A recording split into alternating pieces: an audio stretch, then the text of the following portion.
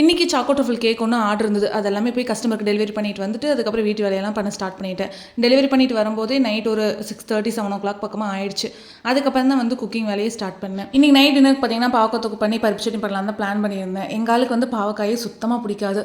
சரி அவருக்கு அளவாக கொஞ்சம் பருப்பு சட்னி பண்ணிவிட்டு எனக்கும் அம்மாவுக்கும் பாவக்காய் தொக்கு வந்து ரெடி பண்ணியிருந்தேன். பருப்பு சட்னி பண்ணுறது ரொம்பவே ஈஸி தான். டேஸ்ட்டுமே வந்து சூப்பராக இருக்கும். இதுக்கு வந்து 2 table spoon oil, 4 table spoon வந்து துவரம்பருப்பு, 2 டேபிள் ஸ்பூன் உளுத்தப்பருப்பு இதெல்லாமே போட்டு நல்லா ரோஸ்ட் ஆகிற வரைக்கும் ஃப்ரை பண்ணிவிட்டு கூடவே 5-6 சின்ன வெங்காயம், ஒரு தக்காளி, 4-5 வரமிளகா, காரத்துக்கு ஏற்ற மாதிரி நீங்கள் வரமிளகா ஆட் பண்ணிக்கலாம். அதுக்கப்புறம் ஒரு 2 துண்டு இஞ்சி, 3 பல்லு பூண்டு இதெல்லாமே போட்டு நல்லா ரோஸ்ட் பண்ணிவிட்டு கூடவே ஒரு கைப்பிடி அளவு தேங்காய் இதையும் போட்டு நல்லா ரோஸ்ட் பண்ணிவிட்டு ஆறுனதுக்கப்புறம் உப்பு போட்டு அரைச்சிட்டிங்கன்னா போதும். டேஸ்ட் வந்து சூப்பர். இந்த சட்னிக்கு வந்து தாளிப்பெல்லாம் எதுவும் கொடுக்க வேண்டியதில்லை. நம்ம அப்படியே வந்து தோசைக்கோ இட்லிக்கோ இல்லை சாப்பாட்டுக்கோ நம்ம ஊற்றி சாப்பிட்டுக்கலாம்.